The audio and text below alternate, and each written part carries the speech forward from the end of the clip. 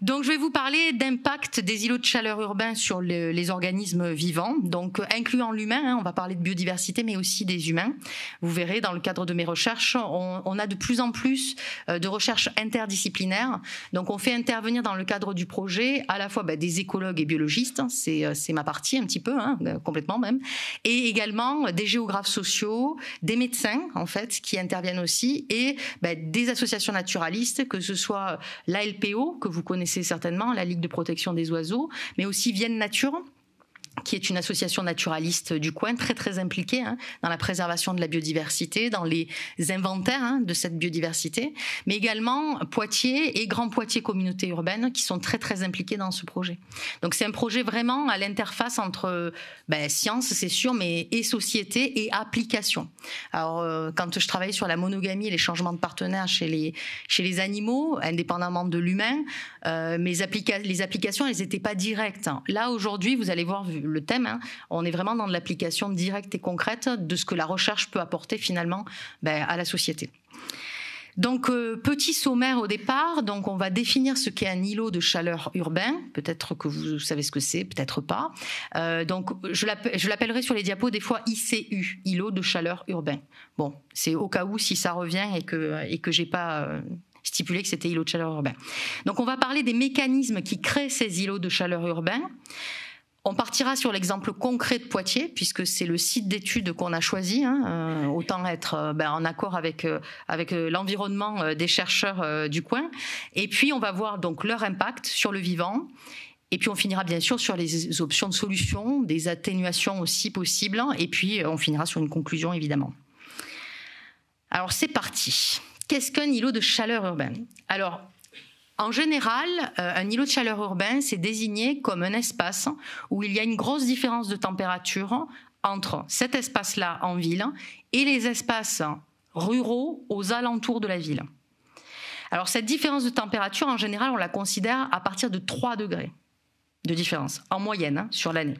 Alors, évidemment, là où c'est le plus visible et sensible, c'est lorsqu'il fait le plus chaud, c'est-à-dire durant l'été. C'est là où on les remarque le plus et c'est là où ils ont finalement le plus d'impact sur les êtres vivants et sur l'humain en particulier.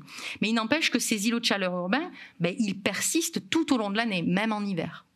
Donc nous, l'idée du projet, ça va être d'étudier tout au long de l'année la configuration et surtout le comportement thermique de ces zones, finalement, dans Poitiers, mais la méthode qu'on utilise, on peut l'utiliser dans toutes les villes du monde. Et d'ailleurs, il y a 2 semaines, j'étais en Argentine, à Santa Fe, après être allée à Buenos Aires, pour justement parler avec des chercheurs de là-bas et la municipalité de là-bas pour voir si on pouvait utiliser le même protocole que ce qu'on fait ici pour comparer les résultats et voir si, avec un climat différent, sur une autre zone du monde, on retrouvait finalement les mêmes résultats. Donc, c'est un projet qui commence à être initié.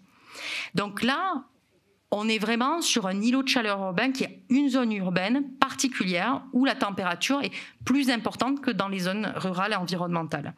Alors, je vous montre la carte de Poitiers. Alors, je ne sais pas si vous reconnaissez, mais vous avez le Clin ici, là, qui passe, et puis vous avez le centre-ville ici. Tout ce qui est des taches très très rouges, c'est les taches où on peut enregistrer. Alors c'est des données qui viennent d'un satellite qui mesure la température au sol et qui mesure cette température-là en 2020, en plein mois de juillet, fin juillet. Et vous voyez, les taches très rouges, c'est des taches qui sont autour de 36 degrés. Les taches très bleues, on est à 24 degrés. Donc là, vous voyez qu'au-delà du 1 à 3 degrés d'écart, on est même à plus de 10 degrés pendant la période estivale de différence entre les zones fraîches finalement et les zones très chaudes. Alors si vous remarquez, les zones très très rouges ici, on est autour de l'aéroport, vous voyez. Et puis au centre-ville, si vous regardez, c'est bien orange, mais c'est pas non plus un patch très très rouge. Alors si vous vous promenez au centre-ville de Poitiers pendant l'été, effectivement, on peut avoir chaud sur des zones particulières, notamment quand le bitume est très foncé, par exemple.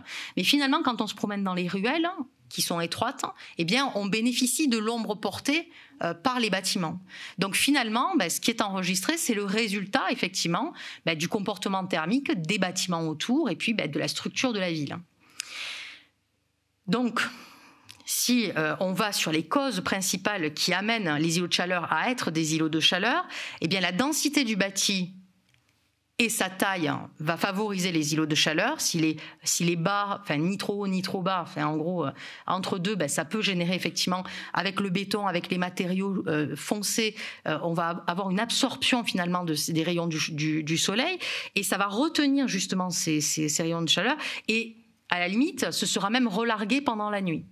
Ça, c'est une observation qu'on fait, vous le savez, et souvent quand on classe en canicule finalement des moments de l'été, par exemple, c'est parce que pendant la nuit, eh bien, la température n'est pas redescendue en dessous de 20 degrés sur la ville de Poitiers, par exemple. Et c'est là qu'on assiste effectivement à des accidents cardiovasculaires plus importants, une explosion de maladies liées à ces fortes chaleurs chez l'humain.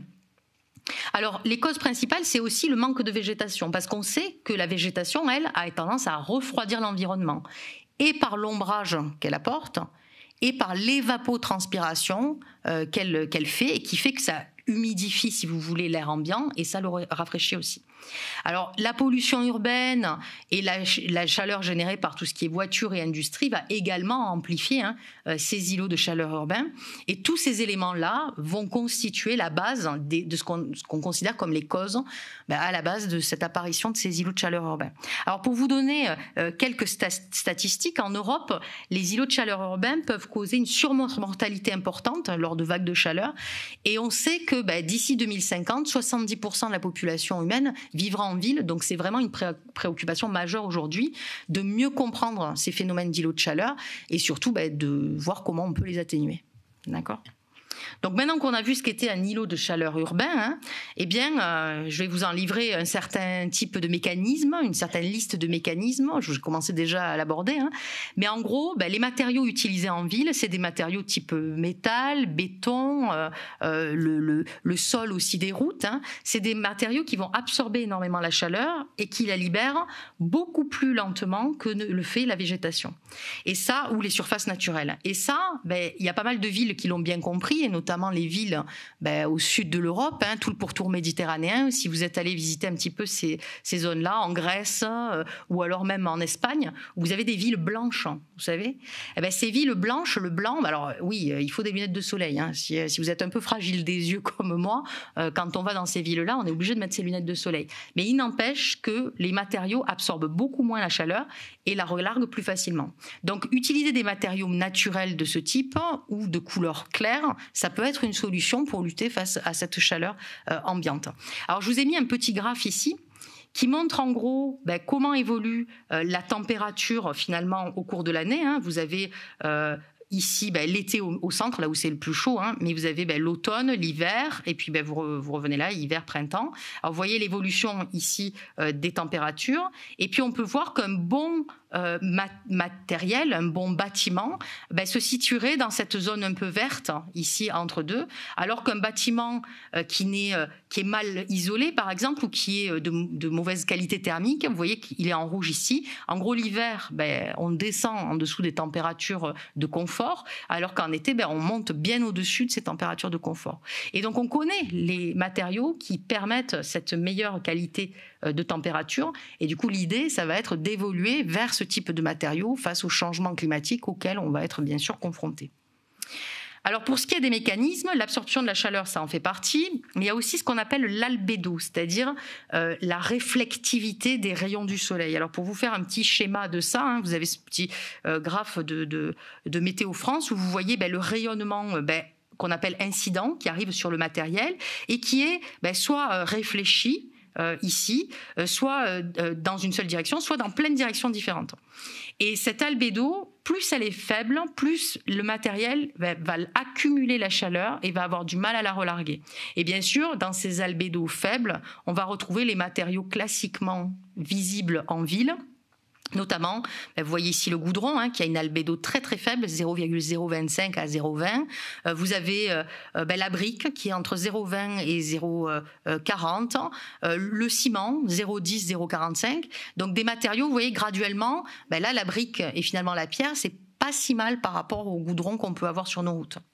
Et à l'inverse, quand on regarde les arbres, malgré tout, même si c'est un petit spot, comme la pierre, aussi naturelle, on a un 0,15-0,18. Donc c'est des choses qui vont avoir tendance à refléter davantage, à réflectiver, si vous voulez, davantage les rayons solaires et donc à potentiellement aider au rafraîchissement urbain. Alors, un cas concret à Poitiers, du coup, je vous dis ce qu'on a fait. Donc, on a cartographié très, très finement la ville de Poitiers. Alors, quand je dis très finement, on est à 50 cm d'échelle. Donc, tous les 50 cm, on a cartographié l'occupation du sol. Et ça, sur 15 km de large et 15 km. Alors, c'est Poitiers, élargi. Alors, c'est pas l'entièreté de l'agglomération, parce qu'on devait quand même tester le dispositif. Mais l'idée, c'est bien sûr d'aller un petit peu plus loin et d'aller jusqu'à l'agglomération entière.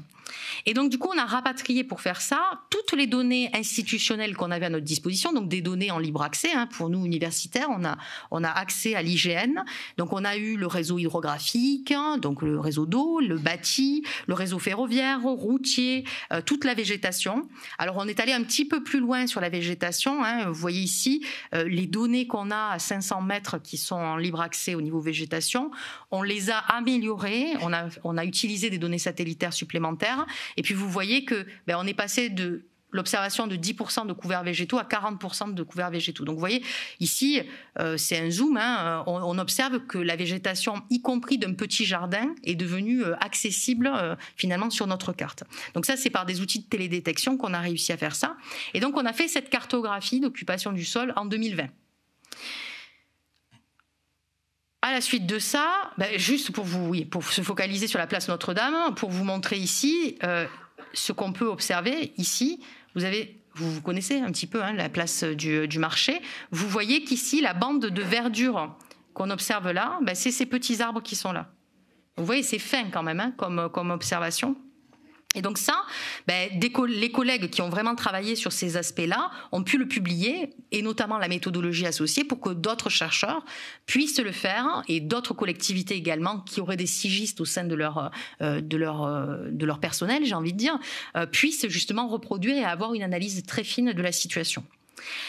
Alors, une fois qu'on a eu ça, on a essayé de retracer les corridors écologiques présents, parce qu'on s'intéresse aussi à la biodiversité dans son ensemble. Et donc, on a pu voir que ici, vous avez la carte en 2020 et la carte en 93, parce qu'on a fait la même chose en 93, mais basée sur des photos aériennes. Vous pouvez voir ici que les oiseaux, par exemple, sont beaucoup plus connectés ici sur la carte de 2020 que sur les analyses de 93. Alors, l'une des raisons, ça pourrait être juste qu'on a des outils plus fins pour observer ces végétations, mais sachez qu'en fait, sur toute la couronne de Poitiers, en fait, la ville s'est étendue. Dans les années 90, on a monté des quartiers qui ont planté des arbres et qui sont devenus des véritables corridors écologiques pour les espèces d'oiseaux. Donc au final, on se retrouve avec de la végétation en ville plus importante aujourd'hui qu'elle ne l'était dans les années 90, ce qui est plutôt une bonne chose, en l'occurrence pour la biodiversité. Donc pour vous donner les exemples ici, alors illustrés, on arrive à faire des patchs plus diffus, parce que là, si vous regardez sur la diapo précédente, on a des trajectoires très linéaires des oiseaux. Les oiseaux, ils peuvent voler, donc ils peuvent faire des trajectoires linéaires, mais c'est pas forcément ce qu'ils font. Donc ils font les choses de façon plus diffuse. Donc c'est ce qu'on a modélisé ici. Et vous voyez que finalement, alors il faut peut-être, je ne sais pas si vous le voyez bien, mais en gros, on voit que les patchs de diffusion sont plus importants en 2020. Alors, nous, on l'a quantifié, bien sûr, qu'en 93. Et là, l'idée, c'est d'aller un petit peu plus loin. Là, on a utilisé deux espèces, le pipite des arbres et le grimpereau des jardins, qui sont des espèces qu'on voit en ville. Mais l'idée, c'est d'aller sur d'autres types d'organismes. Donc, le projet continue sur ces aspects-là. Et on a rajouté, bien sûr, nos cloporte-chéris, parce qu'on ne peut pas s'en passer, n'est-ce pas? Et en plus, ils dispersent beaucoup moins. Donc, ça donne une idée de proximité en fait de ces corridors écologiques, mais aussi des chauves-souris avec Vienne Nature. Et puis vous voyez d'autres espèces sur lesquelles qui sont en danger, en tout cas qui sont considérées comme bénéficiant ou nécessitant une protection particulière, des amphibiens, des insectes et d'autres amphibiens. le Triton. Donc du coup, vous voyez que cette étude, au-delà des îlots de chaleur urbains, nous permet d'approcher la biodiversité et les corridors écologiques nécessaires et indispensables à leur maintien et à la traversée justement de ces zones de ville de plus en plus importantes. Alors, on est allé plus loin. On a fait notre localisation à 50 cm près, et puis on a utilisé des méthodes qui venaient de sortir, hein, une méthode de modélisation en utilisant un logiciel un petit peu compliqué, qui utilise finalement le type de matériau, qui lui donne un indice de récupération de chaleur, si vous voulez. Donc c'est ce qu'on appelle le HMI. Donc cet indice-là, en fait, c'est un indice de refroidissement. Plus vous êtes proche de 1, plus vous êtes proche d'un îlot de fraîcheur urbain, IFU ici, et plus vous êtes proche de 0, plus vous êtes proche d'un îlot de chaleur urbain. Et donc chaque matériau, à 50 cm près, a été identifié comme étant soit un matériel qui développait de la chaleur, soit un matériel qui, au contraire, plutôt rafraîchissait le milieu. Et on a utilisé autre chose, c'est les données satellitaires dont je vous parlais tout à l'heure, celles de 2020 qu'on a récupérées. Alors le problème des satellites, c'est quoi? C'est que les satellites, ils sont au-dessus des nuages. Donc si vous voulez des données satellitaires, il faut qu'il n'y ait pas de nuages. Bon, alors à Poitiers, Perpignan, ça marcherait bien, hein, mais à Poitiers, c'est pas top pour ça. Hein. Donc il faut arriver à trouver suffisamment de dates tout au long de l'année pour avoir ces données satellitaires. Donc si on pouvait s'émanciper de ces données satellitaires et n'utiliser que le modèle, ce serait super. Mais pour ça, il fallait vérifier d'abord que ce qu'on sortait du modèle était bien corrélé aux données satellitaires qu'on avait. Donc c'est ce qu'on a fait. On a fait les mesures dans les deux cas. Alors les avantages des deux types de méthodes, dans le cadre de la modélisation, on a une résolution spatiale qu'on peut affiner. Alors je vous disais 50 cm, souvent l'idéal c'est d'être à 1 mètre. Pourquoi? Parce que plus vous descendez en échelle, hein, et plus vos cartes sont très volumineuses, si vous voulez. Donc après, il faut pouvoir ces cartes, les diffuser, les mettre sur Internet, les donner éventuellement du coup aux structures qui peuvent les utiliser. Et bon, il faut qu'ils aient la ressource informatique qui le permette. Donc nous, on s'est dit, on le mettra sur 1 mètre. On a 50 cm, ça veut dire qu'on peut le transformer en 1 mètre. Donc c'est très précis, ces modèles. En plus, ça permet de mettre à disposition pas mal de données à tout le monde. L'inconvénient, c'est que c'est beaucoup de paramètres et surtout, on ne peut pas les vérifier. Enfin, on ne peut pas les vérifier. Nous, on est allé les vérifier. Alors que pour ce qui est des données satellitaires, donc c'est des mesures de température, c'est pas un indice, c'est des mesures de température. La résolution spatiale, elle est moins forte, ça fait partie des inconvénients. On est à 30 mètres et 30 mètres en ville, c'est beaucoup. Hein. Quand vous vous promenez en plein été, 30 mètres, de 30 mètres en 30 mètres, vous voyez bien qu'on peut tomber dans un parc, comme on peut être en plein milieu de la place d'Armes. D'accord ? Donc on a vraiment cette résolution qui n'est pas assez précise. Et surtout, l'histoire des nuages, c'est un petit peu un problème, puisque dès qu'il y a des couverts nuageux, on ne peut pas avoir les données. Alors on a appliqué, on a compilé ces deux méthodes. Et puis, du coup, on a fait nos cartes de résolution. Alors, cette carte, c'est la carte justement du HMI, donc de notre indice modélisé. Alors, vous voyez, beaucoup de rouge, hein. Donc, ça témoigne effectivement d'une forte chaleur émise par les bâtiments notamment et par les zones type aéroport qu'on peut voir ici. Hein. Donc, c'est un indice et puis on voit que les zones de rafraîchissement, au contraire, c'est la zone aquatique, les bords un peu verts et les systèmes de parcs qu'on peut observer tout au long de la ville. Donc à côté de ça, on a pris nos mesures que je vous ai montré tout à l'heure, la carte que je vous ai montrée tout à l'heure, nos mesures satellitaires. Et puis, on a combiné les deux.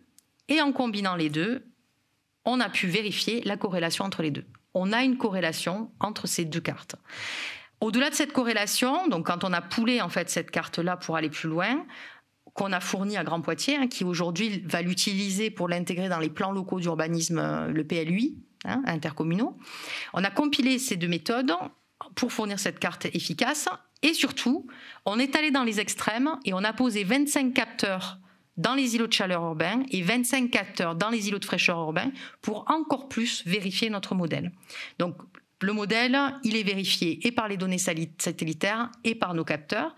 Et sur ces capteurs qui illustrent nos îlots de chaleur urbains et nos îlots de fraîcheur, on a à la fois la température et l'hygrométrie, l'humidité.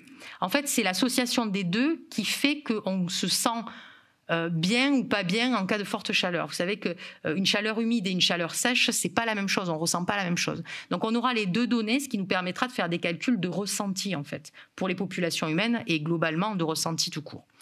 Et donc sur ces endroits-là, on le verra tout à l'heure, mais on va analyser plein de choses. La biodiversité, les différences de phénologie, c'est-à-dire le moment où commence la reproduction pour les organismes qui vivent là. Et bien sûr, sur ces zones-là, on va comparer les données INSEE, c'est-à-dire voir s'il y a des excès de vulnérabilité dans la population humaine dans ces zones de chaleur. C'est un peu l'hypothèse qu'on a derrière, parce que des zones bétonnées, ça fait penser aux zones où vous avez les trois cités, où vous avez des grandes barres d'immeubles, et où on s'attend à avoir effectivement de la vulnérabilité sociale. Donc, si on continue, ici, donc, on a la température et l'hygrométrie. Tout ça, c'est relayé par des ondes radio. Alors, techniquement, je reçois en direct sur mon téléphone toutes les données toutes les 15 minutes. Alors, je les reçois en direct, je ne les regarde pas en direct toutes les 15 minutes, sinon ça me ferait des journées un petit peu longues. Mais en gros, elles s'enregistrent et puis du coup, je peux les regarder. J'étais à Perpignan cet été, et de temps en temps, je me disais, tiens, qu'est-ce qui se passe à Poitiers? Et hop, je regardais, j'avais toutes les données de tous mes points, îlots de chaleur urbain et îlots de fraîcheur urbain. Donc tout ça, ça s'enregistre et on peut l'avoir. Les capteurs qu'on utilise, ils sont voués à être utilisés au moins sur 6 ans. Donc ça va faire 6 ans de données à l'issue de l'étude qui vont être analysées chaque année et tout au long des saisons, ce qui nous permettra de voir si effectivement un îlot de chaleur urbain reste un îlot de chaleur urbain toute l'année ou si au contraire il y a des comportements thermiques différents et des îlots de fraîcheur qui peut-être arrivent à garder une certaine chaleur, y compris l'été.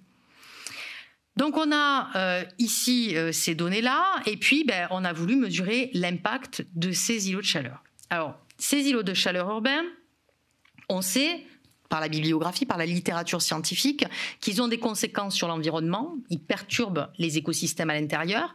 Bon, c'est déjà des écosystèmes urbains, donc j'ai envie de dire qu'il y a la pollution, il y a d'autres éléments qui perturbent la biodiversité, mais en l'occurrence, on sait que la chaleur aussi perturbe les organismes qui y vivent. On sait aussi qu'il y a des conséquences sociales, c'est-à-dire une accentuation des inégalités souvent dans ces zones-là, des zones de ville des quartiers plus pauvres, par exemple, souvent qui sont moins végétalisées, plus denses. Alors, il y a un effort à Poitiers, justement, on parlait des trois cités, vous le voyez, autour des trois cités, il y a quand même des zones arborées, et on le voit sur nos modèles, il y a des zones qui sont plus fraîches effectivement dans ces quartiers-là, mais en l'occurrence, il y a aussi des zones extrêmement chaudes. Et bien sûr, c'est là qu'on subit les plus forts événements de chaleur, y compris quand il y a des phases de canicule. Cette année, il y en a eu 2 très importantes pendant l'été. Alors, ça n'a pas été un été extrêmement chaud, je crois, ici. Bon, moi j'étais à Perpignan, alors je me suis enfuie. Mais en l'occurrence, au mois d'août, par contre, il y a eu 2 pics de chaleur très intenses. Et dans ces moments-là, la nuit, ça ne redescend pas. Donc effectivement, ça pose un certain nombre de soucis. L'année dernière, c'était plus compliqué. Donc on a déjà les données depuis l'année dernière. Donc en fait, chaque année, ça nous permettra d'étudier l'effet en fait que ça a eu, y compris sur les données de santé. Alors pour le moment, on ne les a pas traitées, mais les données de santé qu'on va récupérer, on en parlera tout à l'heure. Alors justement, des conséquences sur la santé, il y en a. En fait, on a chez l'humain, alors la santé de la biodiversité, c'est clair, mais chez l'humain, puisque ça nous concerne, ça nous intéresse en particulier, on a des zones plus ou moins de confort où on est capable de faire de la thermorégulation. Entre 15 degrés en gros et 40 degrés, 38-40 degrés. Au-delà de 38, alors on est très différents vis-à-vis de ça. Entre nous, il y a des gens qui sont plus ou moins sensibles à ces excédents de chaleur. Mais à partir de 38-40 degrés, on a vraiment un dépassement du moment de thermorégulation qui fait qu'on se retrouve en hyperthermie. Alors, comme en dessous de 15 degrés d'ailleurs, on est en hypothermie cette fois-ci. Et donc, au-dessus de ces températures-là, souvent, qu'est-ce qu'on fait ?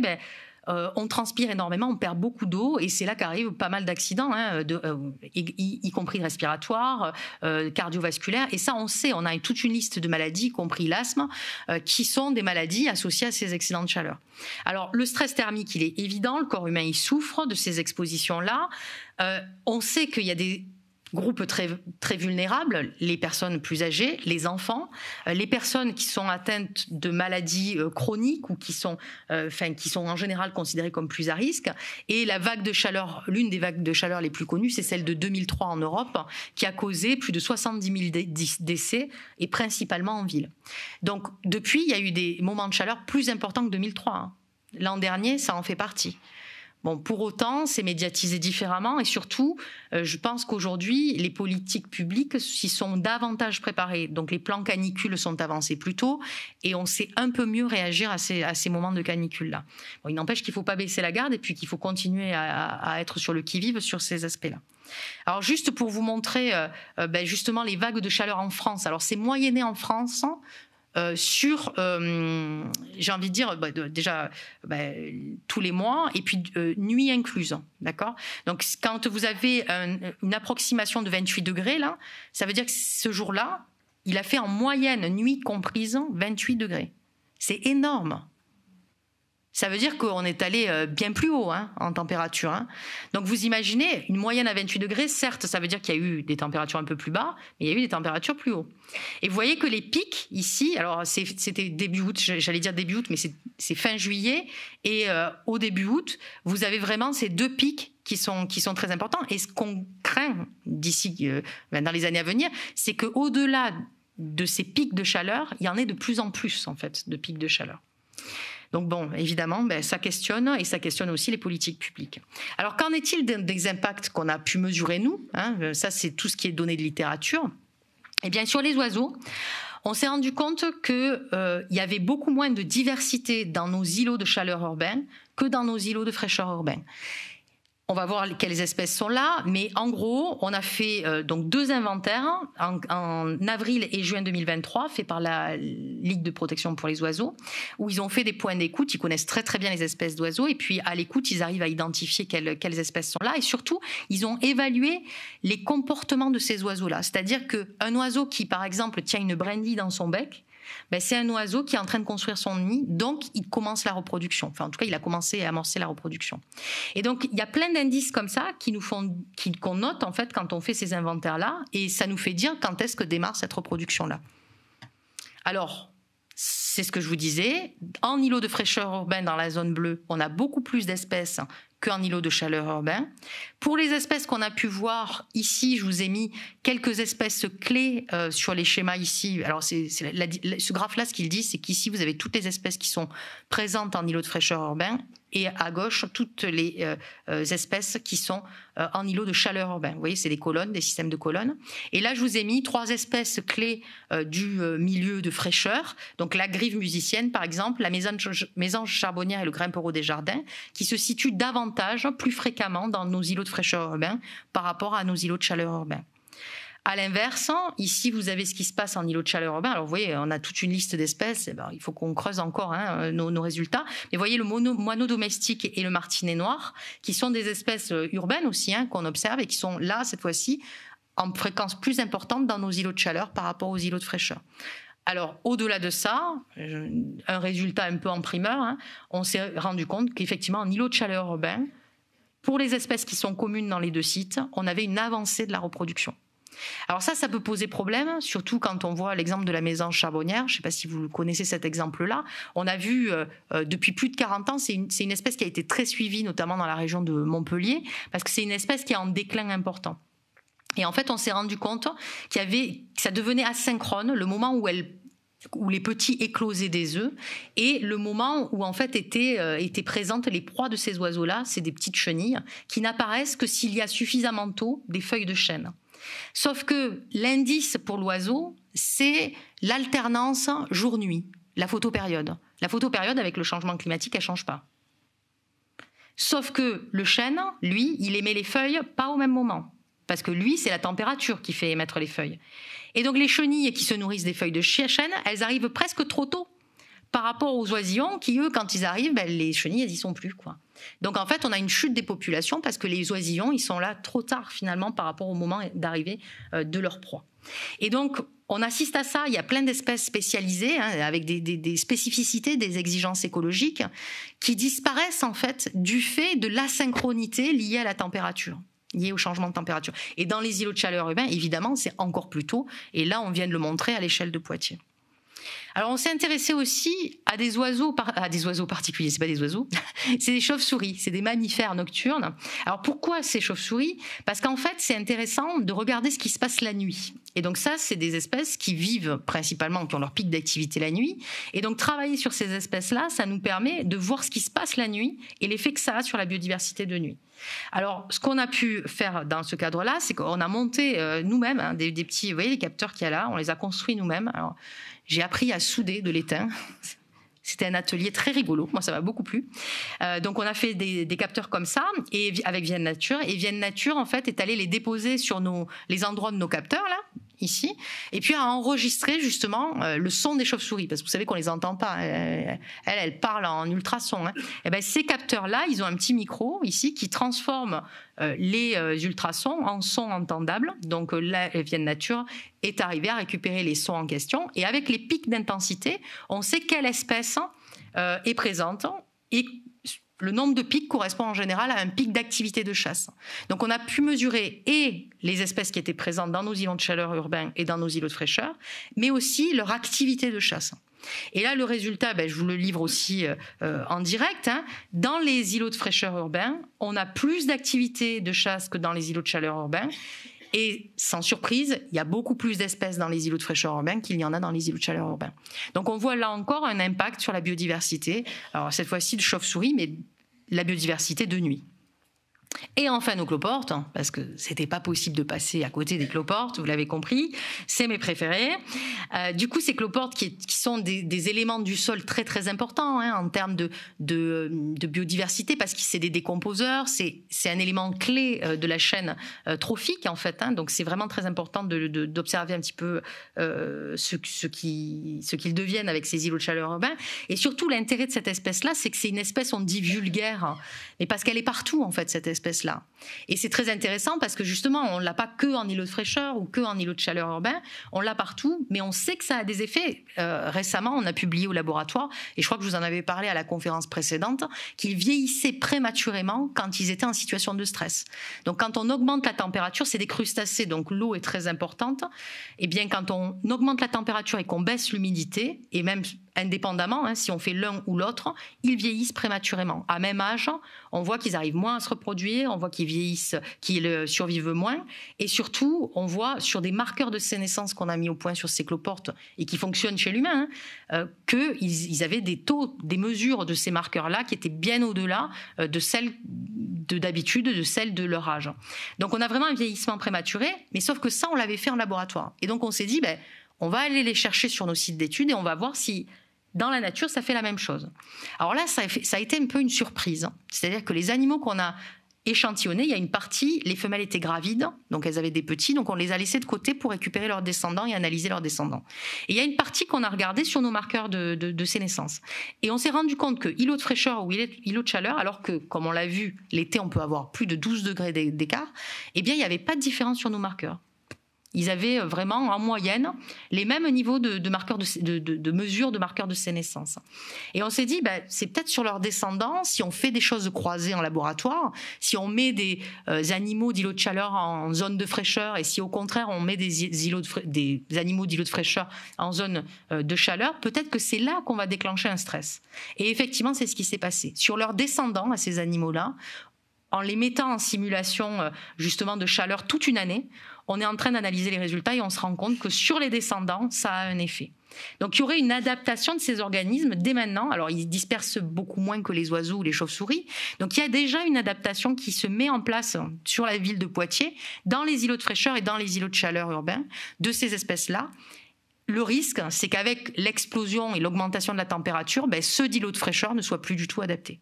Mais ceux d'îlots de chaleur sont déjà adaptés. Alors, on l'a dit tout à l'heure, c'est des organismes qui font des générations beaucoup plus rapides que les oiseaux, que les chauves-souris et que nous, clairement. Nous, le temps qu'on ait une génération, ça met du temps.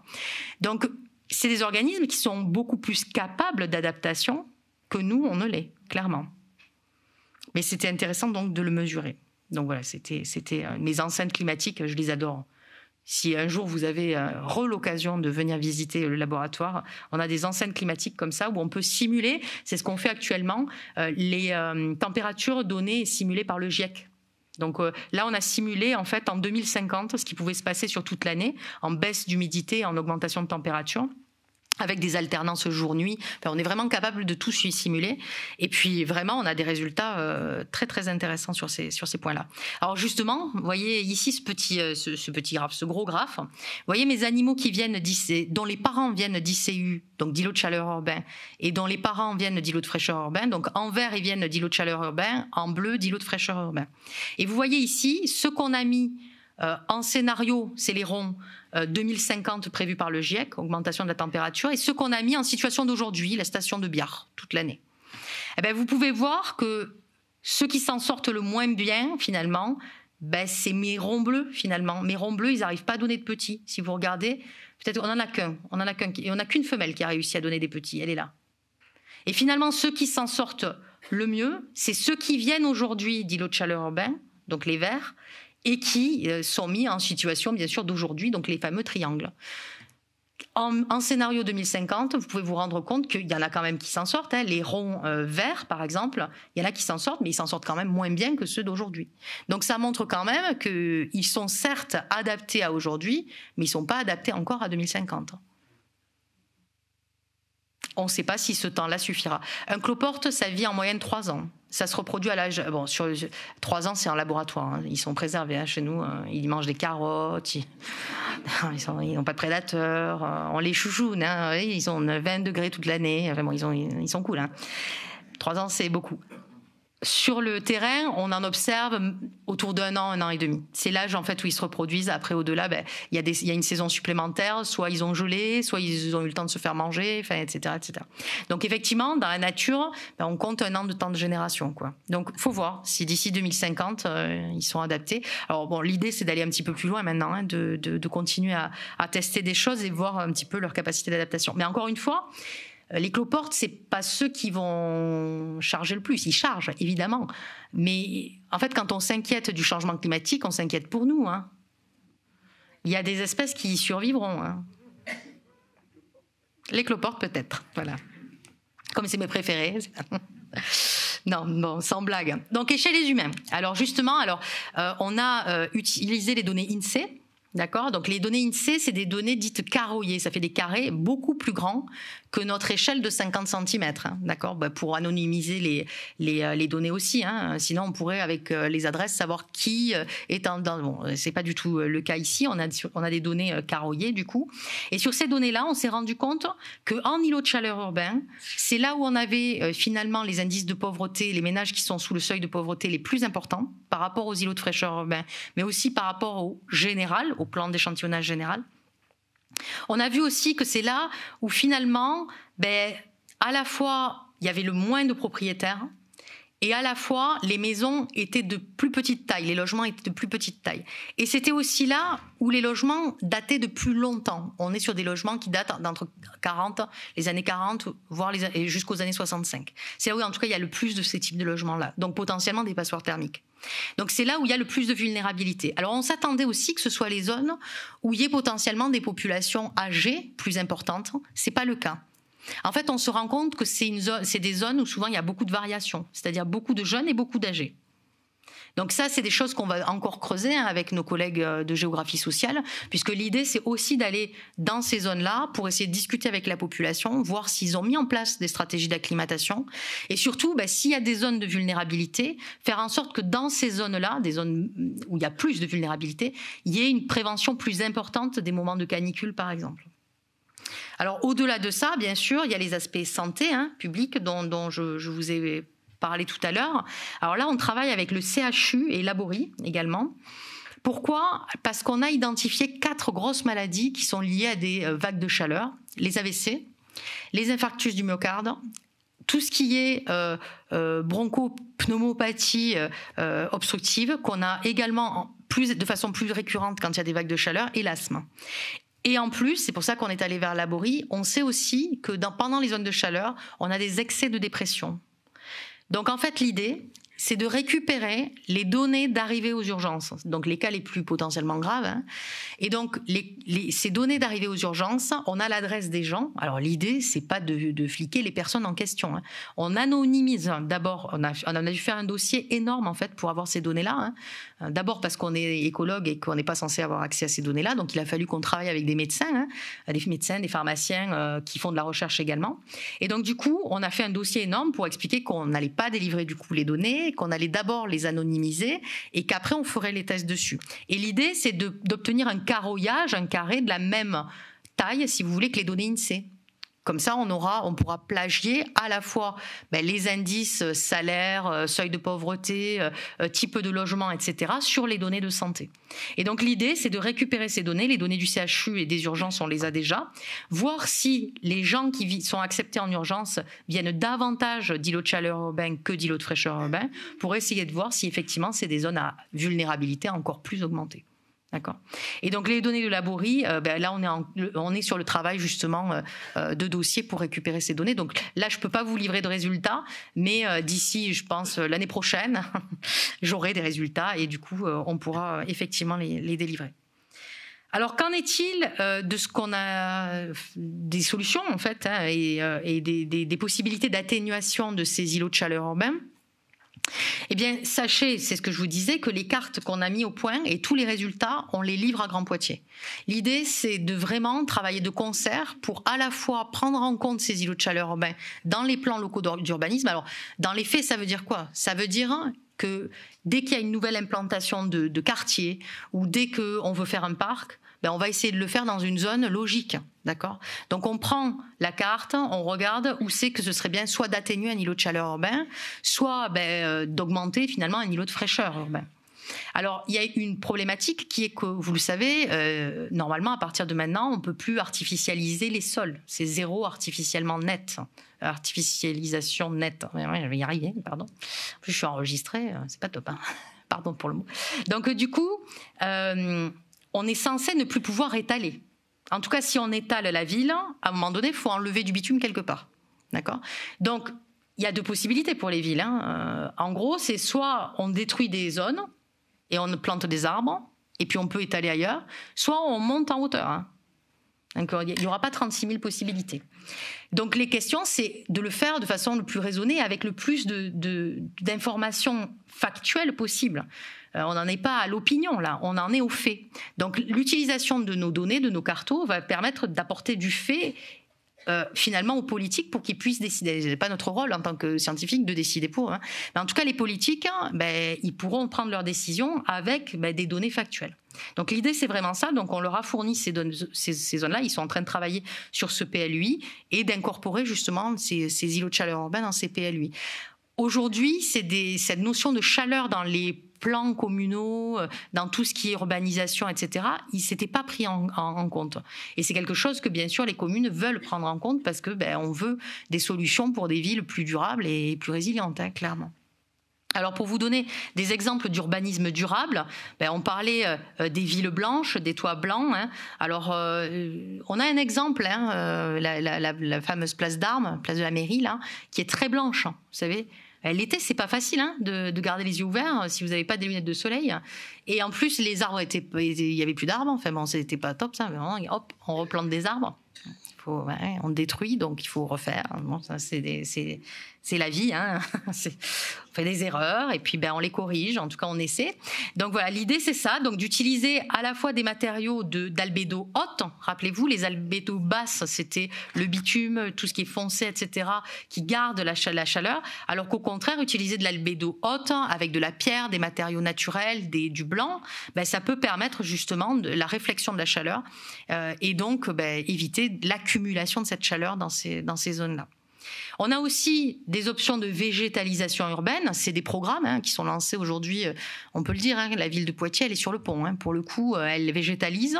Alors encore faut-il pouvoir végétaliser. On est dans une ville où il y a encore suffisamment d'eau, on ne sait pas trop pour combien de temps, pour planter des arbres. Mais quand vous allez à Perpignan, justement, planter des arbres, c'est un concept. Hein, parce que quand vous n'avez pas d'eau, l'arbre, il ne pousse pas. Hein. Alors après, une fois qu'il est grand, l'eau, il va la chercher. Hein, mais au début, il faut l'arroser, en fait. Et arroser les arbres à Perpignan, ça ne marche pas. Hein. Il ne faut pas. D'accord? Donc, soit il faut utiliser des essences qui se passent le plus possible d'eau, soit il faut pouvoir arroser ou avoir suffisamment d'eau sur nos villes. Alors, on a cette chance à Poitiers d'avoir quand même encore de l'eau. Donc, on peut introduire des plantes en ville. Et ça permet l'évapotranspiration. Alors l'idéal, c'est les arbres, parce qu'il y a à la fois l'ombrage porté et puis cette fameuse albédo importante.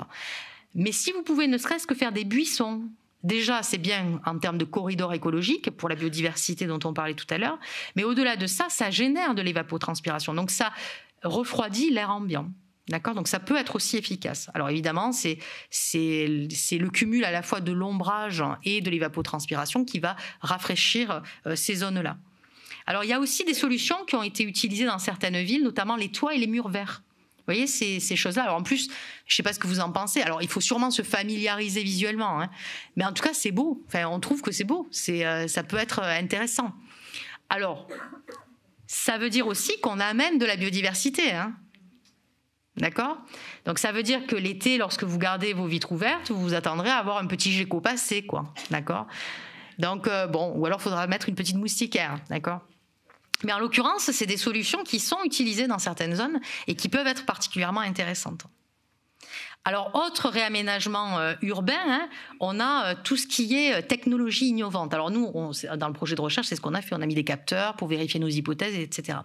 Il y a une ville, la ville de Rotterdam, aux Pays-Bas, qui a mis en place des systèmes à la fois de gestion de l'eau et de refroidissement des quartiers grâce à des capteurs hyper performants un petit peu partout en ville. Alors ça, c'est l'option hyper technologique, j'ai envie de dire, des villes. On n'en est pas là. Et j'ai envie de dire que Poitiers se situe pas vraiment sur cet item-là. C'est-à-dire que l'idée du tout technologique, ça résoudra pas tout. D'accord? Ça va nous donner des informations sur les économies d'énergie, d'utiliser des capteurs dans les bâtiments publics ou dans les écoles. Enfin, ils l'utilisent déjà, ce genre de choses. Mais par contre, pour tout ce qui est gestion de l'eau ou gestion de l'humidification, on n'est pas sur cette ligne-là sur Poitiers. C'est des possibilités, c'est des choses qui se font dans certaines villes, mais c'est pas ce qui est engagé aujourd'hui, en tout cas ici. Mais c'est une possibilité. Ensuite, il y a des réaménagements urbains de ce type, vous savez, des zones un peu bioclimatiques pour les écoles ou pour vous voyez, avec des systèmes de lames comme ça qui permettent, si elles sont bien positionnées, d'atténuer l'effet du rayonnement, de la chaleur. Sûrement que vous en avez entendu parler souvent. Alors, j'ai pas de part pour les trucs bioclimatiques là, qui sont vendus pour vos maisons individuelles, mais en gros c'est des systèmes de store qui permettent justement d'atténuer le rayonnement du soleil tout en laissant pendant l'hiver les rayons du soleil passer. Parce que atténuer la chaleur l'été, c'est bien, mais si l'hiver vous avez froid, ça peut être compliqué. Donc ça peut être un système qui peut permettre des brises-vues, des systèmes comme ça, avec un changement d'orientation qui peuvent améliorer à la fois l'été et l'hiver cette perception de la chaleur. Et puis bien sûr, tout ce qui est action citoyenne et collective, en lien avec ce qu'on fait là finalement, de diffusion de connaissances finalement au grand public, dont vous faites partie. Alors évidemment, si vous êtes là, c'est que ça vous intéresse ces questions-là. Donc c'est pas forcément ce public-là qu'on aimerait aussi toucher par ailleurs, mais alors on veut toucher ce public-là. On est très content de faire des conférences devant vous, mais vous êtes là parce que vous en avez envie. Donc il faudrait qu'on arrive à toucher finalement par nos recherches et par des conférences comme ça un petit peu tous les publics, y compris les écoles. Pourquoi? Parce que c'est de tout le monde qu'on a besoin sur ce genre de thématiques. Les actions citoyennes, elles sont vraiment primordiales. Et c'est pour ça aussi que dans le cadre du projet de recherche, l'idée des géographes avec qui on travaille, c'est d'aussi aller dans ces quartiers où il y a des îlots de chaleur importants pour diffuser cette information et voir si on peut mettre en place des choses tous ensemble, collectivement, qui atténuent l'effet de ces îlots de chaleur urbains. Donc les événements de sensibilisation, ils sont aussi tout à fait essentiels. Alors comme je le disais, le mode de vie urbain, c'est un mode de vie qui va s'accentuer. Aujourd'hui, il y a 56% de la population mondiale qui habite en ville. On est 4,4 milliards à habiter en ville. Et on attend d'ici 2050 70%, je le disais en début de conférence. Donc il faut vraiment repenser les villes. Les villes, c'est aussi l'endroit où il y a le plus de production de CO2, 70% de CO2 dans le monde. Et donc, c'est suscité par le transport, le chauffage, les bâtiments. Et donc, c'est là aussi qu'il y a un enjeu en termes d'impact sur le changement climatique. On sait que l'augmentation des températures, c'est aussi l'augmentation des vagues de chaleur. Hein. Et puis, vous voyez que les îlots de chaleur urbains qui sont dessinés ici, c'est un document qui sort du rapport à Climatera qui a été fait sur la région de Nouvelle-Aquitaine en 2018 et que je trouve très bien fait. Parce que là, vous avez justement les îlots de chaleur urbains avec le problème de l'augmentation des températures, mais vous avez aussi représenté qu'il y a des possibilités d'îlots de fraîcheur urbains, avec ces végétalisations par exemple, qui peuvent permettre d'atténuer ces effets de la chaleur. Et puis bien sûr, ici sur cette image, vous voyez tout ce que peut conduire ces impacts du changement climatique sur l'augmentation des niveaux des mers. Alors on est sur la région Nouvelle-Aquitaine particulièrement une population à risque avec l'océan, alors Poitiers un peu moins forcément, mais toute la côte atlantique qu'on a de notre côté, on s'attend à une montée de ces niveaux d'eau et des digues, ça suffira pas. Hein. Quand on dit ça monte d'1 mètre, faut voir que c'est 1 mètre cube d'eau qui arrive. Hein. Donc on a beau mettre des digues et des murs, ça suffit clairement pas. D'accord ? C'est pas le moment d'acheter sur la côte, je pense. Du coup, tout ça, c'est encore une fois le côté urbain, le côté population urbaine. On n'y échappera pas. On va vivre davantage en ville. Donc, il faut trouver des solutions dont on a parlé, et ça peut aussi passer par la réorganisation des villes. Aujourd'hui, la ville, elle est basée sur un étalement urbain. On a un centre-ville et puis un étalement. Ce qui fait que il y a des gens qui vivent au centre-ville, souvent les plus fortunés, parce que c'est pas forcément évident, ou alors des étudiants qui perdent du coup beaucoup en budget. On a en périphérie des gens qui du coup subissent beaucoup la pollution. On a des gens plus loin qui, en fait, finalement, ça fait augmenter les distances entre l'endroit où on vit et finalement l'endroit où on travaille. Et donc, est venue l'idée de changer de mode de vie et d'utiliser plutôt le système de ville dite multipolaire pour faciliter le changement vis-à-vis de tous ces changements climatiques auxquels on va devoir faire face, notamment en augmentant les zones vertes, en augmentant les habitats durables et résilients, mais aussi ce qu'on appelle l'éco-mobilité, la mobilité douce, par le vélo, par les transports en commun, par exemple. Alors, ça naît d'un concept. Alors, excusez-moi, c'est en anglais, on la passe. C'est ce concept-là, la ville du quart d'heure. Je ne sais pas si vous en avez déjà entendu parler. La ville du quart d'heure, c'est la ville où, à partir de mon logement, j'ai tout à 1 quart d'heure. Alors, en vélo, en bus, c'est possible, mais j'ai tout à 1 quart d'heure. J'ai à la fois des zones, soit mon jardin, soit un parc, une zone où je peux bénéficier d'un environnement calme, de biodiversité. Et on sait que ça a un impact clair sur notre psyché. C'est là où on a à 1 quart d'heure l'école, ou le lycée, ou le lieu d'éducation, ou le lieu de culture, ou l'université. Ça va être compliqué, parce que l'université, on ne peut pas la transposer à 1 quart d'heure de tout le monde, mais en tout cas, les mobilités douces devraient pouvoir y arriver. Et puis, c'est là où on peut, à 1 quart d'heure, faire nos courses, d'accord ? Où on peut trouver finalement tout ce dont on a besoin, y compris le cabinet médical, d'accord ?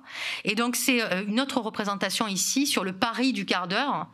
Vous voyez ici, où vous avez votre logement, et puis à 1 quart d'heure, alors on n'habite pas Paris, mais c'est l'illustration que j'ai trouvée la plus jolie. Et donc vous pouvez voir que vous avez à la fois les zones d'éducation, les zones de santé, les zones pour s'aérer, les zones pour accéder à la culture, etc., etc. Donc repenser les villes, ça va devenir un élément essentiel, et ça, heureusement, les politiques en prennent conscience. Maintenant, va falloir voir comment tout ça peut être mis en place et dans le temps qui nous est imparti. Donc, si on veut conclure, du coup, sur des points clés, les îlots de chaleur urbains sont le résultat à la fois de l'urbanisation massive et qui va continuer de toute façon, mais surtout d'un manque de végétation sur lequel on peut lutter. Elles ont un impact majeur à la fois sur la biodiversité, sur l'environnement, mais aussi sur la santé, sur l'économie également. Et des solutions existent, et du coup, il faut mobiliser tout le monde, les acteurs publics, les acteurs privés, mais aussi les citoyens, c'est important. Et donc, ça appelle finalement à l'action collective vis-à-vis de tout ça, l'importance d'agir. Alors souvent on me pose la question, mais du coup qu'est-ce qu'on peut faire ? Qu'est-ce qu'on peut faire ? C'est déjà accepter qu'il y ait plus de verdure autour de chez soi. Accepter qu'il y ait des nouvelles normes, des changements autour de chez nous. C'est pas facile d'accepter le changement, mais en tout cas on va y être de toute façon confronté, donc autant participer au mouvement pour y participer tout simplement, plutôt que de le subir.